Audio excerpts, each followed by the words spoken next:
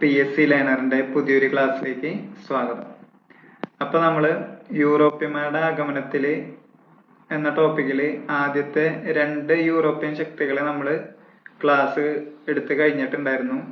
പോർച്ചുഗീസുകാരും അതുപോലെ തന്നെ ഡച്ചുകാരും. അവരുമായി ബന്ധപ്പെട്ട എല്ലാ വസ്തുതകളും അതുപോലെ തന്നെ അവരുടെ സംഭാവനകളും നമ്മൾ ക്ലാസ് എടുത്തിരുന്നു. ഇനി ബാക്കിയുള്ള 2 പേര് ആരൊക്കെയാണ്? ഇംഗ്ലീഷുകാരും ഫ്രഞ്ചുകാരും. അതിൽ ഇംഗ്ലീഷുകാരാണ് കുറച്ച് ഡീറ്റെയിൽഡ് ആയിട്ട് നമുക്ക് നോക്കാനുള്ളത്. ബ്രിട്ടീഷുകാരെന്ന് പറയുമ്പോൾ അവരുടെ മൊത്തത്തിലുള്ളത് ഈ ഒരു ടോപ്പിക്കിനകത്ത് വരില്ല. എന്നാലും കേരളവുമായി ബന്ധപ്പെട്ട കുറച്ച് വസ്തുതകളാണ് നമ്മൾ ഇവിടെ പഠിക്കുക. പിന്നെ അതുപോലെ തന്നെ അവരുടെ സംഭാവനകൾ നമ്മൾ ഈ ഒരു ഭാഗത്ത് പഠിക്കും. പിന്നെ ബ്രിട്ടീഷുകാരെ കുറിച്ചിട്ട് ഇന്ത്യ ചരിത്രത്തിലും അതുപോലെ തന്നെ കേരളത്തിലെ ദേശീയ പ്രസ്ഥാനങ്ങൾ എന്നുള്ള ഒരു ടോപ്പിക്കിലുമാണ് നമ്മൾ കൂടുതൽ വൈഡായിട്ട് പോവുക. അത് ഈ ഒരു യൂറോപ്യൻ ശക്തി മാത്രമാണ് നമ്മൾ അത്രയും വൈഡായിട്ട് പോവുള്ളൂ, ബ്രിട്ടീഷുകാര് മാത്രം. അവരാണല്ലോ, പിന്നെ അവരിൽ നിന്നാണല്ലോ നമുക്ക് പിന്നെ സ്വാതന്ത്ര്യമൊക്കെ കിട്ടുന്നത്. പിന്നെ വരുന്നത് ഫ്രഞ്ചുകാരാണ്. ഫ്രഞ്ചുകാര് അത്ര അധികം നമുക്ക് പഠിക്കാനായിട്ട് വരുന്നില്ല ഈ ഒരു ടോപ്പിക്കിന്റെ കീഴിൽ. അപ്പൊ നമുക്ക് നേരെ ക്ലാസ്സിലേക്ക് പോകാം. ആദ്യം നമ്മൾ ബ്രിട്ടീഷുകാരെ കുറിച്ചിട്ടാണ് പഠിക്കുന്നത്. അപ്പൊ ഇംഗ്ലീഷ് ഈസ്റ്റ് ഇന്ത്യ കമ്പനി രൂപീകരിച്ച വർഷം 1600. പലതവണ നമ്മുടെ എക്സാമിന് ചോദിച്ചിട്ടുള്ള ഒരു ക്വസ്റ്റ്യൻ ആണ്, PYQ ആണ്. ബ്രിട്ടീഷ് ഈസ്റ്റ് ഇന്ത്യ കമ്പനിയുടെ സ്ഥാപിച്ചിട്ടുള്ള വർഷം. അപ്പൊ അത് മറക്കരുത്, 1600 ഡിസംബർ 31 അതുപോലെ തന്നെ ഇത് ആദ്യകാലത്ത് ജോൺ കമ്പനി എന്ന പേരിലാണ് അറിയപ്പെട്ടിരുന്നത്. John company. അത് ബ്രിട്ടീഷ് ഈസ്റ്റ് ഇന്ത്യ കമ്പനി ആയിട്ട് മാറുന്നത് അതിനും ഒരുപാട് കാലങ്ങൾക്ക് ശേഷമാണ്, കുറച്ച് കാലങ്ങൾക്ക് ശേഷമാണ്. ബ്രിട്ടീഷ് രാജ്ഞി നമുക്ക് ഈ ഈസ്റ്റ് ഇന്ത്യ അല്ലെങ്കിൽ ഈ നമ്മളടങ്ങുന്ന ഈ ഏഷ്യൻ രാജ്യങ്ങൾക്കൊക്കെ വേണ്ടിയിട്ട് വ്യാപാരത്തിനുള്ള കുത്തക ഈ ഒരു ചാർട്ടർ പോലെ ഈ കമ്പനിക്കൊക്കെ നൽകുന്നുണ്ട്. അപ്പൊ ആ ഒരു ഇതിനോടൊക്കെ കൂടിയിട്ടാണ് ഈസ്റ്റ് ഇന്ത്യ കമ്പനി എന്നുള്ള രീതിയിലൊക്കെ അത് അറിയപ്പെടാൻ തുടങ്ങിയത്. ആദ്യകാലത്ത് അത് ജോൺ കമ്പനി എന്നുള്ള പേരിലാണ് അറിയപ്പെട്ടിരുന്നത്. ഇനി ഇത് രൂപീകരിക്കുന്ന സമയത്ത് നമ്മുടെ മുഗൾ സാമ്രാജ്യം ഭരിച്ചിരുന്നത് അക്ബർ ആയിരുന്നു. രൂപീകരിക്കുന്ന സമയത്ത്, അതായത് 1600 കാലഘട്ടത്തില് ഇത് രൂപീകരിക്കുന്ന സമയത്ത് നമ്മുടെ മുഗൾ സാമ്രാജ്യത്തിന്റെ ഭരണാധികാരി അക്ബറും ഇവർക്ക് ഇന്ത്യയിൽ കച്ചവട അനുമതി നൽകിയ മുഗൾ ഭരണാധികാരി എന്ന് പറയുന്നത് ജഹാംഗീറുമാണ്. 2 നല്ല ക്വസ്റ്റ്യൻ ആണ്.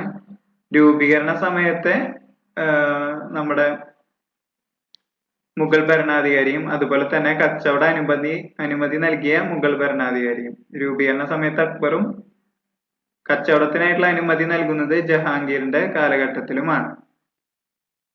ഇനി നമ്മൾ കേരളവുമായി ബന്ധപ്പെട്ട ഡീറ്റെയിൽസിലേക്ക് കടക്കാണ്. കേരളത്തിൽ ആദ്യമായി വന്ന ബ്രിട്ടീഷുകാരൻ എന്ന് വിശ്വസിക്കപ്പെടുന്നത് മാസ്റ്റർ റാൽഫ് ഫിച്ച് ആയിരുന്നു. പക്ഷെ അതെന്ന് പറയുന്നത് അദ്ദേഹം ഒരു സഞ്ചാരി ആയിട്ടാണ് കാണുന്നത്. സഞ്ചാരി എന്നുള്ള നിലയിലാണ് കേരളത്തിൽ വന്നത്. അദ്ദേഹം എന്നിട്ട് കേരളത്തിലത്തെ കാര്യങ്ങളൊക്കെ അദ്ദേഹം ഡയറിയിൽ കുറിച്ചു. ഇവിടുത്തെ കാര്യങ്ങൾ മലബാർ എന്നുള്ള രീതിയിൽ ഇവിടുത്തെ സാമൂഹിക വ്യവസ്ഥിതി അങ്ങനത്തെ കാര്യങ്ങളൊക്കെ അദ്ദേഹം ഒരു ഡയറി, സഞ്ചാരിയുടെ ഒരു ഡയറി എന്നുള്ള രീതിയിൽ അദ്ദേഹം കുറിച്ചു വെച്ചിട്ട് തിരിച്ച് ഇദ്ദേഹത്തിന്റെ മാതൃരാജ്യമായിട്ടുള്ള ഇംഗ്ലണ്ടിലേക്ക് പോയി. എന്നിട്ട് ഇംഗ്ലണ്ടിൽ എത്തിയിട്ട് പിന്നീടാണ് ഇംഗ്ലണ്ടുകാർ ഇദ്ദേഹത്തിന്റെ ഈ ഒരു ഡയറിയും കാര്യങ്ങളിലൂടെയൊക്കെ സ്വാധീനം ചെലുത്തിയിട്ടാണ് അവര് കേരളത്തെ കുറിച്ചിട്ടും ഇവിടത്തെ കച്ചവടത്തിന്റെ സാധ്യതകളെ കുറിച്ചിട്ടൊക്കെ അറിയുന്നത്. ഇദ്ദേഹത്തിന് മറ്റൊരു പേരുണ്ട്, മാർഗദർശിയായ ബ്രിട്ടീഷുകാരൻ എന്നും കൂടി മാസ്റ്റർ റാൽഫ് ഫിച്ച് അറിയപ്പെടുന്നു. ഇദ്ദേഹം വന്നിട്ടുള്ളത് ഈസ്റ്റ് ഇന്ത്യ കമ്പനിയുടെ ഒന്നും ഒപ്പമല്ല, പക്ഷെ അതിനേക്കാളൊക്കെ മുമ്പ് ഇദ്ദേഹം വന്ന ഒരു സഞ്ചാര സാഹിത്യകാരൻ എന്നൊക്കെ പറയുന്ന രീതിയിലുള്ള ഒരു സഞ്ചാരിയാണ് ഇദ്ദേഹം. അപ്പൊ അത് ജസ്റ്റ് ഒന്ന് അറിഞ്ഞിരിക്കുക. പിന്നെ നമ്മുടെ ചരിത്ര ഗ്രന്ഥങ്ങളിൽ ഷീമ എന്നറിയപ്പെടുന്നത് ഇംഗ്ലണ്ട് എന്നുള്ള പ്രദേശത്തെയൊക്കെയാണ്. ഷീമ എന്നറിയപ്പെടുന്ന പ്രദേശം. പിന്നെ നമ്മുടെ ഇംഗ്ലീഷ് ഈസ്റ്റ് ഇന്ത്യ കമ്പനിയുടെ ഒരു പ്രതിനിധി കേരളത്തിൽ എത്തിയിട്ട് സാമൂതിരിയെ സന്ദർശിച്ച ഒരു വ്യാപാര ഉടമ്പടി പോലെയൊക്കെ ഒപ്പുവെച്ചത് അദ്ദേഹത്തിന്റെ പേര് ക്യാപ്റ്റൻ കീലിംഗ് ആണ്. അത് 1615 ഇവിടെ നമ്മുടെ കേരളത്തിൽ എത്തിയിട്ട് സാമൂതിരിയുമായിട്ട് ഇങ്ങനെ ഒരു ഉടമ്പടിയിൽ അദ്ദേഹം ഒപ്പുവെക്കുന്നത്. 1615. കേരളത്തിലത്തെ കാര്യമാണിത്. നമ്മളിപ്പോ കേരളവുമായി ബന്ധപ്പെട്ട ഡീറ്റെയിൽസിലേക്ക് കടന്നു. ഇനി ബ്രിട്ടീഷ് കച്ചവടക്കാർ ആദ്യമായി കൊച്ചിയിൽ നിന്ന് ഇംഗ്ലണ്ടിലേക്ക് കുരുമുളക് കയറ്റി അയച്ച വർഷം 1636 അവര് കുരുമുളക് കയറ്റി അയക്കുന്നത്. പിന്നെ ഇവർ ഇന്ത്യയിലെ ആദ്യത്തെ ബ്രിട്ടീഷ് ഫാക്ടറി സ്ഥാപിച്ചത് സൂറത്തില്. അതുപോലെ തന്നെ കേരളത്തിലെ ആദ്യത്തെ ബ്രിട്ടീഷ് പണ്ടകശാല എന്ന് പറയുന്നത് വിഴിഞ്ഞത്താണ് സ്ഥാപിച്ചിട്ടുള്ളത്, വിഴിഞ്ഞം. പിന്നെ അഞ്ചുതെങ്ങിൽ കോട്ട പണി കഴിപ്പിക്കാൻ ബ്രിട്ടീഷുകാർക്ക് അനുവാദം ലഭിച്ചത്, അതായത് ആറ്റിങ്ങൽ റാണി എന്നൊക്കെ അറിയപ്പെടുന്ന ഉമ്മയമ്മ റാണി അഞ്ചുതെങ്ങ് എന്ന് പറഞ്ഞ സ്ഥലത്ത് ഒരു കോട്ട പണി കഴിപ്പിക്കാൻ ബ്രിട്ടീഷുകാർക്ക് ഒരു അനുമതി നൽകി. അത് 1690 അനുമതി നൽകിയത്. 1695 അവരവിടെ കോട്ട സ്ഥാപിച്ചു. പിന്നീട് അഞ്ചുതെങ്ങ് കലാപം എന്ന പേരിൽ 1697 ഒരു സംഭവം അവിടെ നടന്നിട്ടുണ്ട്. അപ്പൊ ആ 3 കാര്യങ്ങളും ഇതിനോട് അനുബന്ധിച്ച് നമ്മൾ പഠിച്ചു വെക്കേണ്ട കാര്യങ്ങളാണ്. അപ്പൊ അനുവാദം നൽകിയത് 1690. പിന്നെ അവര് കോട്ട സ്ഥാപിക്കുന്നത് 1695. അത് കേരളത്തിലെ ആദ്യത്തെ കോട്ടയാണ്. ഇന്ത്യയിൽ അവര് അതിന് മുമ്പ് ഒരു കോട്ട സ്ഥാപിച്ചിട്ടുണ്ട്. അത് സെന്റ് ജോർജ് കോട്ടയാണ്, ചെന്നൈ അല്ലെങ്കിൽ മദ്രാസിൽ. അത് ഫ്രാൻസിസ് ഡേയുടെ നേതൃത്വത്തിൽ 1644 അത് സ്ഥാപിച്ചിട്ടുള്ളത്. കേരളത്തിലത്തെ ആദ്യത്തെ കോട്ട അഞ്ചുതെങ്ങ് കോട്ട, ഇന്ത്യയിൽ അവര് സെന്റ് ജോർജ് കോട്ട, മദ്രാസ്. അപ്പൊ ഇവിടെ അഞ്ചുകോട്ടയുമായി ബന്ധപ്പെട്ട ആറ്റിങ്ങൽ റാണി എന്നുള്ള ഒരു പേര് ഓർത്തിരിക്കുക. ഉമ്മയമ്മ റാണി അവരാണ് ഈ അനുവാദം കൊടുക്കുന്നത്. എന്നിട്ട് അവര് കോട്ട കെട്ടി. അതിനുശേഷം ഒരു കലാപവും നടന്നു, അഞ്ചുതെങ്ങ് കലാപം. അഞ്ചുതെങ്ങ് കലാപത്തിന്റെ പ്രത്യേകത എന്താണ്? കേരളത്തിൽ ബ്രിട്ടീഷുകാർക്കെതിരെ നടന്ന ആദ്യത്തെ കലാപം എന്ന് പറയുന്നതാണ് അഞ്ചുതെങ്ങ് കലാപം എന്നറിയപ്പെടുന്നത്. അതുമായി ബന്ധപ്പെട്ട കാരണങ്ങള് എന്തുകൊണ്ടാണ് അതൊരു കലാപത്തിലേക്ക് എത്തിയതെന്ന് പറയുമ്പോൾ കുരുമുളകിന്റെ വ്യാപാര കുത്തക ബ്രിട്ടീഷുകാര് സ്വന്തമാക്കി. അപ്പോ മെയിനായിട്ട് കുരുമുളകാണ് കയറ്റി അയച്ചിരുന്നത്. പക്ഷെ അതിന്റെ ഒരു വ്യാപാര കുത്തക ബ്രിട്ടീഷുകാർ മൊത്തത്തിൽ കൈയടക്കിയതാണ് പെട്ടെന്ന് ആ ഒരു കലാപത്തിലേക്ക് നയിച്ചത്. പിന്നെ അവര് ആ അഞ്ചുതെങ്ങ് കോട്ട എന്നുള്ളത് ബ്രിട്ടീഷുകാരുടെ ഒരു സൈനിക താവളമാക്കിയിട്ട് അവര് മാറ്റിക്കൊണ്ടിരിക്കുകയായിരുന്നു. അവർക്ക് അവിടെ ആധിപത്യം സ്ഥാപിക്കണം എന്നുള്ള ഉദ്ദേശത്തോടു കൂടി തന്നെ അവര് സൈനിക താവളം എന്നുള്ള രീതിയിലൊക്കെ അത് ഡെവലപ്പ് ചെയ്ത് വരുന്നതും ആ ഒരു സാഹചര്യവും ഇതിന്റെ കലാപത്തിലേക്കുള്ള കാരണങ്ങളായിട്ട് മാറിയിട്ടുണ്ടായിരുന്നു. ഇനി ഇവര് ബ്രിട്ടീഷുകാര് പണ്ടകശാലകള് ആരംഭിക്കാനുള്ള അനുമതി കരസ്ഥമാക്കിയ മറ്റ് ചില കേന്ദ്രങ്ങൾ കൂടിയുണ്ട്. വിഴിഞ്ഞം, തലശ്ശേരി, അഞ്ചുതെങ്ങ്, ആറ്റിങ്ങൽ. അഞ്ചുതെങ്ങ് നമ്മൾ ഓൾറെഡി പറഞ്ഞു. ഇനി ആറ്റിങ്ങലും നമ്മളിവിടെ അടുത്തതായിട്ട് നോക്കുന്നുണ്ട്. ബ്രിട്ടീഷുകാർക്കെതിരെ നടന്ന ആദ്യത്തെ സംഘടിത കലാപമാണ് ആറ്റിങ്ങൽ കലാപം. ആദ്യത്തെ കലാപം എന്ന് മാത്രമാണ് ചോദ്യം എന്നുണ്ടെങ്കിൽ അത് നമ്മുടെ അഞ്ചുതെങ്ങ് കലാപവും. അതേസമയം ആദ്യത്തെ സംഘടിത കലാപം എന്ന് സ്പെസിഫൈ ചെയ്ത് ചോദിച്ചാൽ അത് ആറ്റിങ്ങൽ കലാപവുമാണ് അതിന്റെ ആൻസർ വരുന്നത്. അതിന്റെ ഡേറ്റും ഇമ്പോർട്ടന്റ് ആണ്. 1721 ഏപ്രിൽ 15. എക്സാക്ട് ഡേറ്റ് അടക്കം നമ്മൾ പഠിച്ചു വെക്കുന്നത് നല്ലതാണ്. ഇതിനൊരു സംഘടിത കലാപം എന്നുള്ള രീതിയിൽ വിളിക്കാൻ കാരണം ഈ കലാപത്തിന്റെ ഇടയില് ബ്രിട്ടീഷ് ഉദ്യോഗസ്ഥനായ ഗിഫോർഡിനെ നമ്മൾ വധിച്ചിട്ടുണ്ട്. അദ്ദേഹത്തെ മാത്രമല്ല, അദ്ദേഹത്തിന്റെ ഒപ്പം ഉണ്ടായിരുന്ന കുറച്ച് പട്ടാളക്കാരെ ഈ കലാപകാരികള് വധിച്ചിട്ടുണ്ട്. അതായത് അവര് സംഘം ചേർന്ന് ഗൂഢാലോചന നടത്തി ഇവരെ വധിക്കണം എന്നുള്ള രീതിയിൽ ഒരു മോട്ടീവോട് കൂടിയിട്ട് തന്നെ നടത്തിയ കലാപമാണ് ആറ്റിങ്ങൽ കലാപം. ഇത് പിന്നീട് ബ്രിട്ടീഷുകാരെ അടിച്ചമർത്തുന്നുണ്ട് എങ്കിൽ കൂടെയും ഒരു സംഘടിത സ്വഭാവം, ഒരു ഗൂഢാലോചന അല്ലെങ്കിൽ ഒരു പദ്ധതിയൊക്കെ തയ്യാറാക്കിയിട്ട് ഒരു സംഘടിത രൂപത്തിലുള്ള ഒരു കലാപത്തിലേക്ക് വന്ന ആദ്യത്തെ കലാപം അതായിരുന്നു ആറ്റിങ്ങൽ കലാപം. അപ്പൊ ഈ ബ്രിട്ടീഷ് ഉദ്യോഗസ്ഥന്റെ പേരും ഒന്ന് ഓർത്തിരിക്കുന്നത് വളരെ നന്നായിരിക്കും. ഓക്കെ, അപ്പൊ ഇതാണ് ബ്രിട്ടീഷുകാര് കേരളത്തിൽ വന്നതിന്റെ ആ ഒരു പശ്ചാത്തലത്തിലുള്ള ആദ്യകാലത്തെ സമരങ്ങൾ. ഇനിയും ബ്രിട്ടീഷുകാർക്കെതിരെ ഒരുപാട് സമരങ്ങള് നമുക്കുണ്ട്. അതൊക്കെ നമ്മൾ കേരളത്തിലെ ദേശീയ പ്രസ്ഥാനങ്ങൾ എന്നുള്ള ഒരു ടോപ്പിക്കിന്റെ അണ്ടറിലാണ് മെയിൻ ആയിട്ട് വരുന്നത്. ഇവിടെ ഇനി നമ്മൾ കുറച്ച് ജനറൽ ആയിട്ടുള്ള അവരുടെ അധീനതയിലായ വർഷങ്ങൾ, അതായത് തിരുവിതാംകൂർ, കൊച്ചി, മലബാർ, ഇതൊക്കെ അവര് ഭരണത്തിൽ കീഴിലാക്കിയിട്ടുള്ള വർഷങ്ങളും അതിനിടയാക്കിയ ചില സാഹചര്യങ്ങളും പറയും. പിന്നീട് നമ്മൾ അവരുടെ സംഭാവനകൾ, ഇത്രയും കാര്യങ്ങളാണ് ഇവിടെ ഈ ഒരു ടോപ്പിക്കിന്റെ കീഴിൽ വരുന്നത്. ബാക്കി ബ്രിട്ടീഷുകാരെ കുറിച്ച് ഒരുപാട് കാര്യങ്ങൾ വേറെ ഉണ്ട്. അതൊക്കെ നമുക്ക് വേറെ ടോപ്പിക്കുകളായിട്ട് വരുന്നുണ്ട്. അപ്പൊ ഇവിടെ നോക്കാം, മലബാർ ബ്രിട്ടീഷ് അധീനതയിലായ വർഷം 1792. ഒരുപാട് തവണ ചോദിച്ചിട്ടുണ്ട്. എന്താണ് 1792ന്റെ പ്രത്യേകത? അതാണ് അടിയിൽ കൊടുത്തുള്ളത്. ശ്രീരംഗപട്ടണ ഉടമ്പടി വഴിയാണ് മലബാർ ബ്രിട്ടീഷുകാർക്ക് ലഭിക്കുന്നത്. ശ്രീരംഗപട്ടണ ഉടമ്പടി ആരൊക്കെ തമ്മിലായിരുന്നു? ടിപ്പു സുൽത്താനും നമ്മുടെ ബ്രിട്ടീഷുകാരും തമ്മിൽ. ബ്രിട്ടീഷുകാരും മൈസൂർ സുൽത്താന്മാരുമായിട്ട് കുറച്ച് യുദ്ധങ്ങൾ നടക്കുന്നുണ്ട്. അപ്പൊ അതില് ടിപ്പു സുൽത്താനുമായി ബന്ധപ്പെട്ട മൂന്നാം മൈസൂർ യുദ്ധത്തിന്റെ ഭാഗമായിട്ടാണ് ശ്രീരംഗപട്ടണ ഉടമ്പടി നടക്കുന്നത്. അത് വഴിയാണ് നമുക്ക് ഈ ബ്രിട്ടീഷുകാര് അല്ലെങ്കിൽ മലബാർ ബ്രിട്ടീഷിന്റെ അധീനതയിലായിട്ട് വരുന്നത്.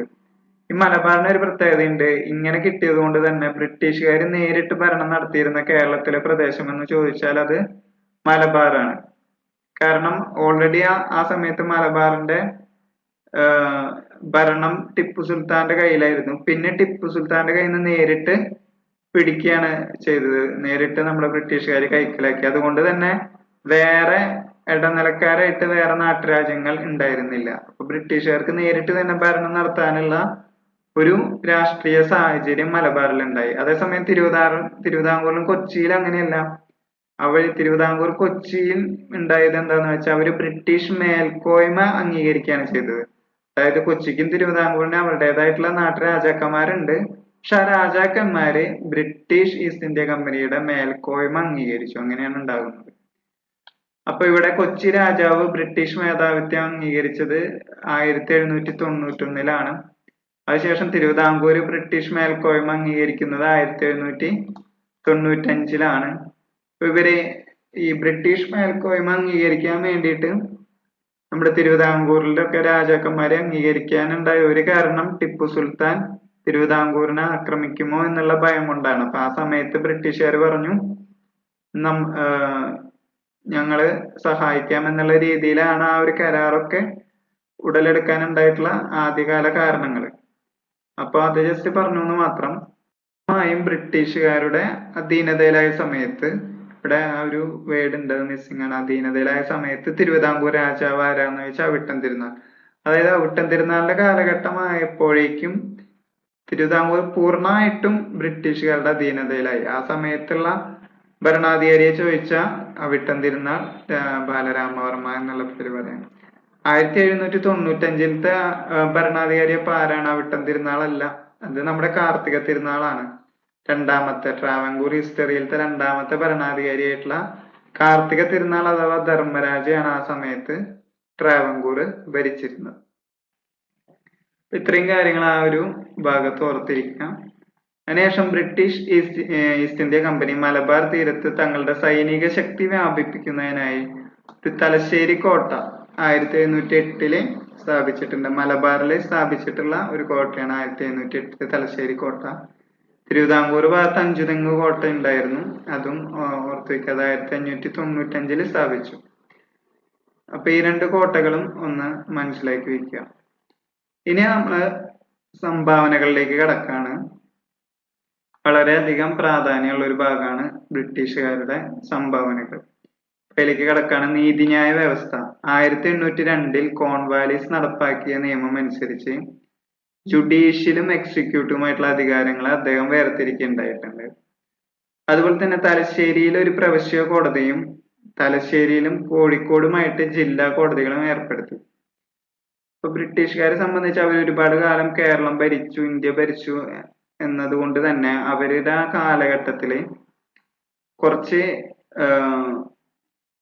സംഭാവനകൾ അവർ നമുക്ക് നൽകിയിട്ടുണ്ട്. അത് നീതിന്യായ വ്യവസ്ഥയിലുണ്ട്, വ്യവസായ രംഗത്തുണ്ട്, കൃഷിയിലുണ്ട്, വിദ്യാഭ്യാസ രംഗത്തുണ്ട്. ഇതൊക്കെ ബ്രിട്ടീഷുകാർ അവരുടേതായിട്ടുള്ള ഒരു പോളിസി നടപ്പാക്കുന്നതിന്റെ ഭാഗമായിട്ട് ഏർപ്പെടുത്തിയതാണെങ്കിലും അത് ചിലതൊക്കെ നമുക്ക് നല്ലതായിട്ട് പിൽക്കാലത്ത് ഭവിച്ചിട്ടുണ്ട്. അപ്പൊ അതാണ് ഒരു സംഭാവനകൾ എന്നുള്ള രീതിയിൽ നമ്മൾ പറയുന്നത്.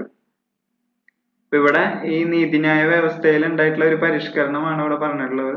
ഒരു പ്രവിശ്യ കോടതിയും അതുപോലെ തന്നെ ജില്ലാ കോടതികളൊക്കെ ഏർപ്പെടുത്തി. അതുപോലെ തന്നെ ജുഡീഷ്യൽ എക്സിക്യൂട്ടീവിനെയും വേർതിരിച്ചു. ഇനി ഇത് എക്സാക്ട് SCERT ടെക്സ്റ്റിലത്തെ 10ാം ക്ലാസ്സിലത്തെ പോയിന്റ്സ് ആണ്.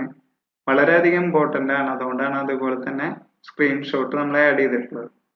ഭൂബന്ധങ്ങളിൽ ഉണ്ടായിട്ടുള്ള മാറ്റങ്ങൾ. ഈ ഭൂബന്ധങ്ങൾ എന്ന് പറയുമ്പോൾ നമ്മുടെ ഭൂനികുതി സമ്പ്രദായം, ജന്മി കുടിയാൻ വ്യവസ്ഥ എന്നതുമായി ബന്ധപ്പെട്ട് ബ്രിട്ടീഷുകാർ വരുത്തിയിട്ടുള്ള മാറ്റങ്ങളാണ്.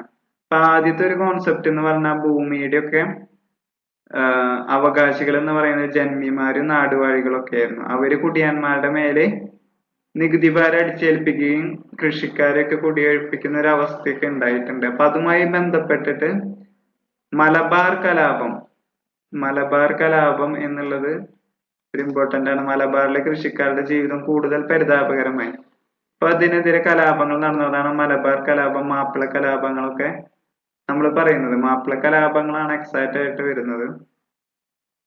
മലബാർ കലാപത്തിൽ ഖിലാഫത്ത് മൂവ്മെന്റിന്റെ ഒരു ഇതും കൂടി വരുന്നുണ്ട്. ഖിലാഫത്ത് മൂവ്മെന്റ്, അതുപോലെ തന്നെ മലബാർ ജില്ലാ കോൺഗ്രസ്, അങ്ങനത്തെ ഒരു ദേശീയതയുമായി ബന്ധപ്പെട്ട കുറച്ചൊരു കാര്യങ്ങൾ കൂടി വരുന്നുണ്ട്. പക്ഷെ മലബാർ കലാപങ്ങൾ അതിന് മുമ്പായിട്ട് നടക്കുന്നുണ്ട്. അപ്പൊ അതിലൊക്കെ എന്താണ് ഈ ജന്മി കുടിയാൻ വ്യവസ്ഥ, കുടിയാന്മാരെ കൂടുതലായിട്ട് നികുതി പിരിക്കുക, അവരെ കൂടുതലായിട്ട് ചൂഷണം ചെയ്യുന്ന ആ വ്യവസ്ഥയ്ക്കാണ് നമ്മൾ ആദ്യകാലത്ത് ഉണ്ടായിരുന്നത്. അപ്പൊ അതിനോടനുബന്ധിച്ച് വില്യം ലോഗൻ കമ്മീഷൻ ബ്രിട്ടീഷുകാരെ ഏർപ്പെടുത്തിയിട്ടുണ്ടായിരുന്നു. അപ്പൊ ആ റിപ്പോർട്ടിന്റെ അടിസ്ഥാനത്തില് അതുവരെ ഉണ്ടായിരുന്ന ഒരു നികുതി സമ്പ്രദായം ഒന്ന് പരിഷ്കരിച്ചു. അത് പരിഷ്കരിച്ചത് 1929 മലബാർ കുടിയായ്മ നിയമം നടപ്പിലാക്കുന്നതോട് കൂടിയിട്ടാണ്. അതുപോലെ തന്നെ ഇതിപ്പോ മലബാറിന്റെ കേസാണ്. തിരുവിതാംകൂറിലും കൊച്ചിയിലും ഒക്കെ അങ്ങനത്തെ സംഭവങ്ങൾ ഉണ്ടായിട്ടുണ്ട്. തിരുവിതാംകൂറിൽ പറയുകയാണെങ്കിൽ 1865 പണ്ടാരപ്പാട്ട വിളംബരം എന്ന് പറഞ്ഞിട്ടുള്ള ഒരു സംഭവം ഉണ്ടായിട്ടുണ്ട്. സുപ്രധാന വിളംബരം. അതാണ് 1865 പണ്ടാരം വക ഭൂമികളൊക്കെ കർഷകർക്ക് നൽകുന്നു എന്ന് പറഞ്ഞിട്ടുള്ള ഒരു വിളംബരമാണ് പണ്ടാരപ്പാട്ട വിളംബരം. അതിനോടനുബന്ധിച്ച് തന്നെ അതിനുശേഷം 1896 ജന്മി കുടിയാൻ നിയമം തിരുവിതാംകൂറിൽ പാസ്സാക്കിയിട്ടുണ്ട്. അതേസമയം തന്നെ കൊച്ചിയിൽ 1914 കുടിയായ്മ നിയമം നിലവിൽ വന്നു. അപ്പൊ ഇത് ഭൂപരിഷ്കരണവുമായി ബന്ധപ്പെട്ട് ബ്രിട്ടീഷുകാരുടെ കാലഘട്ടത്തിൽ ഉണ്ടായിട്ടുള്ള പ്രധാനപ്പെട്ട സംഭവ വികാസങ്ങളാണിത്. ഈ ടേബിൾ നിങ്ങൾ ഓർത്തിരുന്നാലും മതി. തിരുവിതാംകൂറിൽ 1865 പണ്ടാരപ്പാട്ട വിളംബരം, അതിനുശേഷം 1896 ജന്മി കുടിയാൻ നിയമം തിരുവിതാംകൂറിൽ വേറെ പാസ്സാക്കിയിട്ടുണ്ട്. കൊച്ചിയിൽ വരുന്നത് 1914 മലബാറിൽ 1929.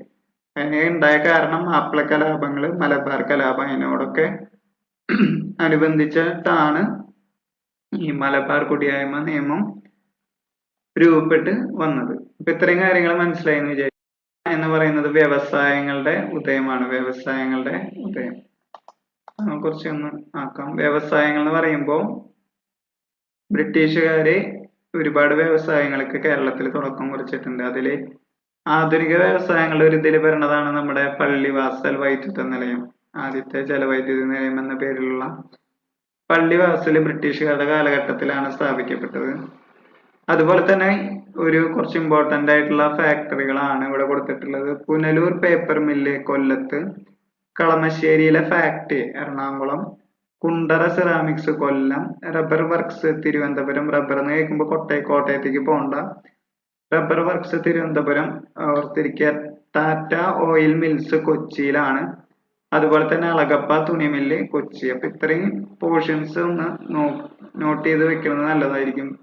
ഇത് ജില്ലയും ഈ സ്ഥാപനത്തിന്റെ പേരൊക്കെ ചോദിക്കാറുണ്ട്. അതിനോടനുബന്ധിച്ച് തന്നെ മൂലധനം സ്വരൂപിക്കുന്നതിന്റെ ഭാഗമായിട്ട് കുറച്ച് ബാങ്കുകൾ കൂടി ആ കാലഘട്ടത്തിൽ രൂപം കൊണ്ടിട്ടുണ്ട്. ആദ്യമായി രൂപം കൊണ്ട സ്വകാര്യ ബാങ്ക് നെടുങ്ങാടി ബാങ്ക് എന്നൊക്കെയുള്ള പോയിന്റ്സ് ഇവിടെയാണ് വരുന്നത്. അതുപോലെ തന്നെ imperial bank, Indian national bank, chartered bank എന്നിവയും നിലവിൽ വന്നപ്പോ സ്വകാര്യമായിട്ടുള്ള ആദ്യത്തെ ബാങ്ക് നെടുങ്ങാടി ബാങ്ക് എന്നുള്ള പോയിന്റ് ഓർത്തിരിക്കണം. അപ്പോൾ തന്നെ imperial bank, Indian national bank, chartered bank എന്നിവയും നിലവിൽ വന്നിട്ടുണ്ട്. അതുപോലെ തന്നെ ൊക്കെ സ്ഥാപിച്ചിട്ടുണ്ട്. പിന്നെ കശുവണ്ടി വ്യവസായം കൊല്ലത്തുണ്ടായിരുന്നു. കയർ വ്യവസായം ആലപ്പുഴ. ആ കാര്യങ്ങളാണ് ഇവിടെ പറയുന്നത്. 1859 ആദ്യത്തെ കയർ ഫാക്ടറി ആലപ്പുഴയിൽ സ്ഥാപിതമായി. മാത്രമല്ല കശുവണ്ടി ഫാക്ടറികൾ കൊല്ലം കേന്ദ്രമായിട്ട് വളർന്നു വന്നു. ഫറൂഖ്, കൊല്ലം, ഒല്ലൂർ തുടങ്ങിയ പ്രദേശങ്ങളിലൊക്കെ ഓട്ട് കമ്പനികൾ, നമ്മൾ തൃശ്ശൂരും അമ്പലൂർ സൈഡൊക്കെ പോകുമ്പോൾ കാണാം ഈ ഇതുപോലെയുള്ള ഓട്ട് കമ്പനികൾ. അതുപോലെ തന്നെ കൊല്ലത്തും കോഴിക്കോടും ഒക്കെ ഉണ്ട്. പിന്നെ കോഴിക്കോട് കൈത്തറി നിർമ്മാണശാലകളും ആരംഭിച്ചിട്ടുണ്ട്. കണ്ണൂരും കോഴിക്കോടായിട്ട് കൈത്തറി നിർമ്മാണശാലകളും ബീഡി വ്യവസായം കണ്ണൂർ കേന്ദ്രമായിട്ടും വളർന്നു വന്നിട്ടുണ്ട്. ഓക്കെ. പിന്നെ ഒരു കനോലി പ്ലോട്ട് എന്ന് പറഞ്ഞിട്ടുള്ള ഒരു സംഭവം ഉണ്ട്. അതായത് ആ സമയത്ത് ബ്രിട്ടീഷുകാർക്ക് കപ്പൽ നിർമ്മാണമൊക്കെ വളരെയധികം ആവശ്യമായിട്ട് വന്നു. അപ്പൊ അതിന് തേക്ക് മരങ്ങൾ ബ്രിട്ടീഷുകാര് കേരളത്തിൽ തന്നെ വെച്ച് പിടിപ്പിക്കാനായിട്ട് തുടങ്ങി. അപ്പൊ അത് അങ്ങനെ ഒരു തേക്കിന്റെ തോട്ടം അന്നത്തെ ഹെൻറി വാലന്റൈൻ കനോലി എന്ന് പറയുന്ന ആള് നട്ടു വളർത്തി. അപ്പൊ അത് 1500 ഏക്കറിലും അത്രയും നിലമ്പൂർ മേഖലയില് ഒരു തേക്കിൻ തോട്ടം അദ്ദേഹത്തിന്റെ നേതൃത്വത്തില് അന്ന് നട്ടുപിടിപ്പിച്ചിട്ടുണ്ടായിരുന്നു. അപ്പൊ ഒരു കനോലി പ്ലോട്ട് ഇപ്പോഴും എന്താ പറയാ, നിലമ്പൂർ എന്നൊക്കെ പറയുമ്പോൾ നമുക്കറിയാം തേക്കുകളുടെ ആ ഒരു സ്ഥലങ്ങളാണെന്ന് ഇപ്പോഴും അറിയപ്പെടുന്നത്. അപ്പൊ അതിനൊക്കെ ആസ്പദമാക്കിയിട്ടുള്ള ഒരു അടിസ്ഥാനമായിട്ടുള്ള ഒരു വസ്തുതയാണ് ഇവിടെ. അന്നത്തെ കാലത്ത് ഒരു ബ്രിട്ടീഷ് ഈസ്റ്റ് ഇന്ത്യ കമ്പനിയുടെ ഉദ്യോഗസ്ഥനായിട്ടുള്ള കനോലി ഈ പറഞ്ഞ രീതിയിൽ തേക്കുകളൊക്കെ നട്ടു വളർത്തിയിട്ടുണ്ടായിരുന്നു മലബാറില്. അതുപോലെ തന്നെ ജലഗതാഗതം വരുമ്പോൾ അവര് ഒരു കനോലി കനാൽ എന്നുള്ള കനാല് ബ്രിട്ടീഷുകാരുടെ സമയത്താണ് നിർമ്മിച്ചിട്ടുള്ളത്. അതുപോലെ തന്നെ കേരളത്തിലത്തെ ആദ്യത്തെ റെയിൽപാത നിർമ്മിച്ചത് ബ്രിട്ടീഷുകാരാണ്. ബേപ്പൂർ മുതൽ തിരൂർ വരെ 1861. ബേപ്പൂർ മുതൽ തിരൂർ വരെ 1861 കേരളത്തിലെ ആദ്യത്തെ റെയിൽപാത ബ്രിട്ടീഷുകാരുടെ കാലത്താണ്. നമ്മൾ പറഞ്ഞ ഓട്ട് കമ്പനിയൊക്കെ സ്ഥാപിച്ച ഓട്ട് കമ്പനി കൊല്ലത്ത് നമ്മുടെ കശുവണ്ടി വ്യവസായം, അതുപോലെ തന്നെ ബീഡി വ്യവസായം കണ്ണൂര്, അതൊക്കെ പറഞ്ഞതില് സ്പെസിഫിക് ആയിട്ട് ആദ്യത്തെ ഓട്ട് കമ്പനി എവിടെയാണെന്ന് ചോദിച്ചാൽ പുതിയറക്കല്ല് കോഴിക്കോടാണ് സ്ഥാപിച്ചിട്ടുള്ളത്. 1874. പിന്നെ ആ ഒരു സമയത്തുണ്ടായ മറ്റൊരു വ്യത്യാസമാണ് കാർഷിക രംഗത്ത് തോട്ടം മേഖല വളർന്നു. അതൊരു വ്യവസായം എന്ന രീതിയിൽ നാണ്യവിളകൾക്ക് കൂടുതൽ പ്രാധാന്യം നൽകിക്കൊണ്ട് ആ കാലഘട്ടത്തില് ഈ പറയുന്ന പോലെ തേയില, കാപ്പി, റബ്ബർ, സുഗന്ധവ്യഞ്ജനങ്ങളൊക്കെ കൂടുതലായിട്ട് കൃഷി ചെയ്യാനായിട്ട് തുടങ്ങി. അപ്പൊ ഇത്രയും കാര്യങ്ങളൊക്കെ ബ്രിട്ടീഷുകാരുടെ സംഭാവനകൾ എന്ന കോൺസെപ്റ്റില് വരുന്നു. പിന്നെ ഇവിടെ നമ്മൾ പറയുന്നത് ബ്രിട്ടീഷുകാർ മാത്രമല്ല, യൂറോപ്യന്മാർ മൊത്തത്തില് നമ്മുടെ കേരളത്തിന്റെ വൈജ്ഞാനിക മേഖലകളിൽ നൽകിയിട്ടുള്ള സംഭാവനകളാണ്. ഇതും PSC ഒരുപാട് വട്ടം ചോദിച്ചിട്ടുള്ള ഒരു കണ്ടന്റ് ആണ്. ഇപ്പൊ ഇവിടെ വരുന്നത്, ഇവിടെയാണ് നമ്മുടെ അച്ചടിശാലകൾ, അതുപോലെ തന്നെ LMS, church, London mission society, ബാസിലിക്കൽ ഇവാഞ്ചലിക് മിഷൻ, അതുപോലെ തന്നെ ചർച്ച് സൊസൈറ്റി, ഇവരൊക്കെ വരുന്നത് ഈ ഒരു ടോപ്പിക്കിന്റെ അണ്ടറിലാണ്. അപ്പോ നമുക്ക് നേരെ ടോപ്പിക്ക് കിടക്കാം. മലയാളത്തിലെ വ്യാകരണ ഗ്രന്ഥങ്ങളും നിഘണ്ടുവും തയ്യാറാക്കുന്നതിൽ കൂടുതൽ താല്പര്യം പ്രകടിപ്പിച്ചിരുന്നത് ജെസ്യൂട്ട് മിഷണറിമാരാണ്. അപ്പൊ ആ കാലഘട്ടത്തിൽ മിഷണറി പ്രവർത്തനങ്ങൾ ഉണ്ടായിരുന്നു എന്ന് നമുക്കറിയാം. അതിൽ തന്നെ ജെസ്യൂട്ട് മിഷണറിമാരാണ് ഇതിൽ കൂടുതൽ താല്പര്യം പ്രകടിപ്പിച്ചിരുന്നത്. ഈ ഒരു പേരൊന്ന് ഓർത്തു വെച്ചോ. ഡോക്ടർ ആഞ്ചലോസ് ഫ്രാൻസിസ് ആണ് മലയാളത്തിലെ ആദ്യത്തെ വ്യാകരണ ഗ്രന്ഥം തയ്യാറാക്കിയത്. അതുപോലെ തന്നെ മലയാള ഭാഷയിലെ ആദ്യത്തെ നിഘണ്ടു രൂപപ്പെടുത്തിയത് അർണോസ് പാതിരി എന്ന് പറയുന്ന മറ്റൊരു മിഷണറിയാണ്. ഇനി മലയാള ഭാഷയിൽ അച്ചടിച്ച ആദ്യത്തെ സമ്പൂർണ്ണ ഗ്രന്ഥമാണ് സംക്ഷേപ വേദാർത്ഥം. അതേസമയം കഴിഞ്ഞ ക്ലാസ്സിൽ ഞാൻ ഒരു പോയിന്റ് പറഞ്ഞിട്ടുണ്ടായിരുന്നു, മലയാള ലിപി ആദ്യമായി അച്ചടിച്ച ഗ്രന്ഥം ഹോർത്തൂസ് മലബാറിക്കസ് ആണ്. എന്നാൽ മലയാള ഭാഷയിൽ അച്ചടിച്ച ആദ്യത്തെ സമ്പൂർണ്ണ ഗ്രന്ഥമാണ് സംക്ഷേപ വേദാർത്ഥം. അത് രണ്ടും ആ ഒരു വ്യത്യാസം മനസ്സിലാക്കിയിട്ട് തന്നെ പഠിക്കുക. ആയിട്ടുള്ള ബെഞ്ചമിൻ ബെയ്ലി ഇംഗ്ലീഷ് മലയാളം നിഘണ്ടുവും. ബെഞ്ചമിൻ ബെയ്ലി എന്താ ചെയ്തത്? English Malayalam. Doctor Hermann Gundert Malayalam English. അപ്പൊ ഏതെങ്കിലും ഒന്ന് പഠിക്കുക, മറ്റേ ആളെ നേരെ തിരിച്ചാന്നുള്ള രീതിയിൽ ഓർത്തു വെക്കുക. Benjamin Bailey English Malayalam, Benjamin Bailey English Malayalam, Hermann Gundert Malayalam English, അങ്ങനെ രീതിയിൽ പഠിച്ചു വെക്കുക. പിന്നെ അദ്ദേഹം ഹെർമൻ ഗുണ്ടർട്ടിനോടനുബന്ധിച്ച് മറ്റൊരു വസ്തുത കൂടി ഉണ്ട്. തലശ്ശേരിയിൽ നിന്ന് രാജ്യസമാചാരം, പശ്ചിമോദയം എന്നീ പത്രങ്ങളും അദ്ദേഹം പ്രസിദ്ധീകരിച്ചിട്ടുണ്ട്. ഓക്കെ, ക്ലിയർ ആയി എന്ന് വിചാരിക്കുന്നു. പിന്നെ ഈ മിഷണറി സംഘം LMS തിരുവിതാംകൂറിലായിരുന്നു പ്രവർത്തന മണ്ഡലം. ചർച്ച് മിഷൻ സൊസൈറ്റി കൊച്ചിയിലും തിരുവിതാംകൂറിലെ ബേസൽ ഇവാഞ്ചലിക്കൽ മിഷൻ എന്ന് പറയുന്നത് മലബാർ ഭാഗത്ത്. അപ്പൊ വിദ്യാഭ്യാസപരമായിട്ടുള്ള പ്രവർത്തനങ്ങൾ കാഴ്ചവെച്ചിട്ടുള്ള മിഷണറി സംഘങ്ങളാണ്. ഈ സംഘങ്ങൾ ഓരോ കോളേജുകളും സ്കൂളുകളൊക്കെ സ്ഥാപിച്ചിട്ടുണ്ട്. അതും ഇതിന്റെ അണ്ടറിൽ തന്നെയാണ്, ഇതിന്റെ കീഴിൽ വരുന്ന ഭാഗങ്ങൾ തന്നെയാണ്. അപ്പൊ അതും കൂടി കുറച്ചും കൂടി കൂടുതലായിട്ട് നോക്കുന്നവർക്ക് അതും കൂടി നോക്കിപ്പോവാം. അത് നമ്മൾ ട്രാവൻകൂർ ഹിസ്റ്ററി ആ ഭാഗത്തൊക്കെ വീണ്ടും വരും. അതുകൊണ്ടാണ് ഞാൻ പിന്നെ ഇവിടെ ഓവർലാപ്പ് ചെയ്ത് പറയാത്തത്. ജാതി മതഭേദമന്യേ എല്ലാവർക്കും വിദ്യാഭ്യാസം എന്ന ആശയത്തിന് കേരളത്തിൽ തുടക്കം കുറിക്കുന്നത് മിഷനറിമാരുടെ പ്രവർത്തനങ്ങളിലൂടെയാണ്. അതാണ് അതിന്റെ ഒരു പ്രസക്തി വരുന്നത്. വിദ്യാഭ്യാസ സ്ഥാപനങ്ങൾ ആരംഭിക്കാൻ തിരുവിതാംകൂറിലെയും കൊച്ചിയിലെയും ഭരണാധികാരികൾ മിഷണറി സംഘങ്ങൾക്ക് ഭൂമി ദാനമായി നൽകി. ഇവിടെ ഒരാളുടെ പേര് പറയുന്നുണ്ട്, ഗൗരി പാർവതി ബായ്. 1817 പ്രൈമറി വിദ്യാഭ്യാസം സൗജന്യമാക്കി പുറപ്പെടുവിച്ച വിളംബരം, തിരുവിതാംകൂർ ഭരണാധികാരിയാണ് ഗൗരി പാർവതി ബായ്. ആ ഒരു ഭരണാധികാരി പ്രൈമറി വിദ്യാഭ്യാസം സൗജന്യമാക്കിയിട്ട് 1817 വിളംബരം നടത്തിയിട്ടുണ്ട്.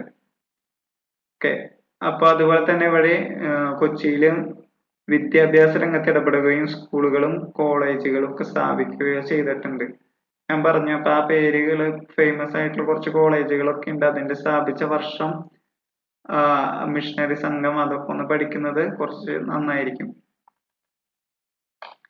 ഇത്രയും കാര്യങ്ങളാണ് ബ്രിട്ടീഷുകാരുടെ ഇതിൽ വരുന്നത്. നമ്മൾ കുറച്ച് വൈഡായിട്ട് തന്നെ ബ്രിട്ടീഷുകാരെ കുറിച്ച് പഠിക്കണം, അവരുടെ സംഭാവനകൾ പ്രത്യേകിച്ച്. മറ്റേതിൽ വരുന്നത് 1597 അഞ്ചുതെങ്ങ് കലാപം, അതുപോലെ തന്നെ ആറ്റിങ്ങൽ കലാപം 1721, പിന്നെ 1792 ശ്രീരംഗപട്ടണ ഉടമ്പടി, 1791 നമ്മുടെ കൊച്ചി ബ്രിട്ടീഷ് മേധാവിത്വം അംഗീകരിച്ചു, 1895 തിരുവിതാംകൂർ ബ്രിട്ടീഷ് മേധാവിത്വം അംഗീകരിച്ചു. അങ്ങനത്തെ കാര്യങ്ങളൊക്കെ ജസ്റ്റ് ഒന്ന് അറിഞ്ഞിരിക്കുക. പിന്നെ ഈ ഒരു സംഭാവനകൾ വളരെ നന്നായിട്ട് തന്നെ നമ്മൾ നോക്കിപ്പോക്കണം. അടുത്തത് ലാസ്റ്റത്തെ യൂറോപ്യൻ ശക്തിയാണ് ഫ്രഞ്ചുകാർ എന്ന് പറയുന്നത്. ഫ്രഞ്ചുകാരെ കുറിച്ച് വളരെ ലിമിറ്റഡ് ആയിട്ടുള്ള കാര്യങ്ങളെ നമുക്ക് ഈ ഒരു ടോപ്പിക്കിൽ പഠിക്കാനുള്ളൂ. കാരണം ഫ്രഞ്ചുകാർ കേരളത്തിലെ കാര്യമായിട്ടൊന്നും ചെയ്തിട്ടില്ല. മാഹി എന്ന പ്രദേശത്ത് മാത്രമാണ് അവർ കേരളത്തില് ഭരിച്ചിരുന്നത്. അപ്പൊ അതിനെ കുറിച്ച് നമുക്ക് നോക്കാം. ഇന്ത്യയിൽ അവസാനമായി എത്തിയ യൂറോപ്യൻ ശക്തിയാണ്. ഫ്രഞ്ച് ഈസ്റ്റ് ഇന്ത്യ കമ്പനി സ്ഥാപിക്കപ്പെട്ടത് 1664. British East India company 1600 December 31. ഇതിനോടനുബന്ധിച്ച് കണക്ട് ചെയ്ത് പഠിക്കാം. ഇത് സ്ഥാപിച്ച വ്യക്തി കോൾബർട്ട് ആണ്. ഈ കമ്പനി സ്ഥാപിച്ച സമയത്ത് ഫ്രഞ്ചിലത്തെ ഭരണാധികാരി ലൂയി 14 ഇനി ഇന്ത്യയിലെ ഫ്രഞ്ചുകാരുടെ ആസ്ഥാനം പുതുച്ചേരി അല്ലെങ്കിൽ പോണ്ടിച്ചേരി, നമുക്കറിയാവുന്ന കാര്യമാണ്. പോണ്ടിച്ചേരിയുടെ പിതാവ് എന്നറിയപ്പെടുന്നത് ഫ്രാങ്കോയിസ് മാർട്ടിൻ എന്ന ഫ്രഞ്ച് ഗവർണറാണ്. അതൊരു നല്ലൊരു ചോദ്യമാണ്. ആ ഒരു ഗവർണറുടെ പേരൊന്ന് ഓർത്തു വെക്കുന്നത് നന്നായിരിക്കും. അതുപോലെ തന്നെ 1668 ഫ്രഞ്ചുകാർ ഇന്ത്യയിലെ ആദ്യത്തെ വ്യാപാര കേന്ദ്രം സൂറത്തിൽ തന്നെ ആരംഭിച്ചിട്ടുണ്ട്. 1669 മസൂലി പട്ടണത്ത് ഫാക്ടറി സ്ഥാപിച്ചു. പിന്നെ ഫ്രഞ്ചുകാരുടെ പ്രധാന വ്യാപാര കേന്ദ്രങ്ങൾ ഇടയ്ക്ക് ചോദിക്കാറുണ്ട്. ഇപ്പൊ മാഹി, ആനം, പുതുച്ചേരി, ചന്ദ്രനഗർ, കാരക്കൽ എന്നിവയാണ് പ്രധാന വ്യാപാര കേന്ദ്രങ്ങൾ. അതിൽ തന്നെ മാഹിയാണ് കേരളത്തിൽ വരുന്നത്. കേരളത്തിനുള്ളിലെ പ്രദേശം മാഹി. അത് മാഹിയിലെ ഫ്രഞ്ചുകാരുടെ ചരിത്രം ആരംഭിക്കുന്നത് 1721 മുതലാണ്. 1721. ഇന്ത്യയിലെ ഇംഗ്ലീഷ് ചാനൽ എന്നറിയപ്പെടുന്നത് മയ്യഴി പുഴയാണ്. മയ്യഴി പുഴയുടെ തീരങ്ങളിൽ എന്ന കൃതി എഴുതിയിട്ടുള്ളത് M. മുകുന്ദൻ എന്ന ആളാണ്. അറിയാമെന്ന് വിചാരിക്കുന്നു. പിന്നെ ഈ ഫ്രഞ്ച് അധിനിവേശം ഇന്ത്യയിൽ അവസാനിക്കാൻ കാരണമായ ഒരു യുദ്ധം വാണ്ടിവാഷ് യുദ്ധം 1760. അത് ബ്രിട്ടീഷുകാരും ഫ്രഞ്ചുകാരും തമ്മിൽ തന്നെയാണ്. അതുപോലെ തന്നെ ഒരു കർണാട്ടിക് യുദ്ധങ്ങൾ നടക്കുന്നുണ്ട്. അപ്പൊ ആ ഒരു യുദ്ധങ്ങളുടെ അടിസ്ഥാനത്തിലാണ് നമ്മുടെ ഫ്രഞ്ച് അധിനിവേശം ഇന്ത്യയിൽ അവസാനിക്കാനായിട്ട് കാരണമായത്. അങ്ങനെ ഫ്രഞ്ചുകാർ ഇന്ത്യ വിട്ട വർഷം 1954 അവർ ഇന്ത്യ വിട്ടു പോവുകയാണ് ചെയ്തത്. പിന്നെ ഇന്ത്യയിലെ ഫ്രഞ്ച് സ്ഥാപനങ്ങളെ യഥാർത്ഥ സ്ഥാപകൻ എന്നറിയപ്പെടുന്നത് ഫ്രാങ്കോയിസ് മാർട്ടിൻ എന്ന് പറയുന്ന വ്യക്തി, ഫ്രഞ്ചുകാരുടെ ഒരു ഇതിൽ വരുന്നത്. അപ്പൊ നമ്മള് കേരളത്തിലെ യൂറോപ്യന്മാരുടെ ആഗമനം എന്നുള്ള ടോപ്പിക് ഇവിടെ അവസാനിപ്പിക്കുകയാണ്. എല്ലാ കാര്യങ്ങളും ഒരുവിധം നമ്മൾ പറഞ്ഞു പോയി. ആദ്യം നമ്മൾ പോർച്ചുഗീസുകാര് പഠിച്ചു, പിന്നെ ഡച്ചുകാർ പഠിച്ചു, പിന്നെ ബ്രിട്ടീഷുകാർ പഠിച്ചു, പിന്നെ അവസാനം ഫ്രഞ്ചുകാർ പഠിച്ചു. അപ്പൊ അത്യാവശ്യം ഡീറ്റെയിൽ ആയിട്ട് തന്നെ നമ്മൾ ക്ലാസ്സുകൾ എടുത്തിട്ടുണ്ട്. ഓക്കെ, അപ്പോ ഇതുപോലുള്ള കൂടുതൽ ക്ലാസ്സുകൾ കിട്ടാനായിട്ട് നിങ്ങൾ ഈ ചാനൽ ഒന്ന് സപ്പോർട്ട് ചെയ്യണം, സബ്സ്ക്രൈബ് ചെയ്യണം എന്നൊക്കെ നമ്മളൊന്ന് റിക്വസ്റ്റ് ചെയ്യാണ്. അപ്പൊ ഈ ഒരു ടോപ്പിക്ക് ഇവിടെ കഴിഞ്ഞ് വേറൊരു ടോപ്പിക്കായിട്ട് നമുക്ക് വീണ്ടും കാണാം. ഓക്കെ, അപ്പൊ താങ്ക് യു.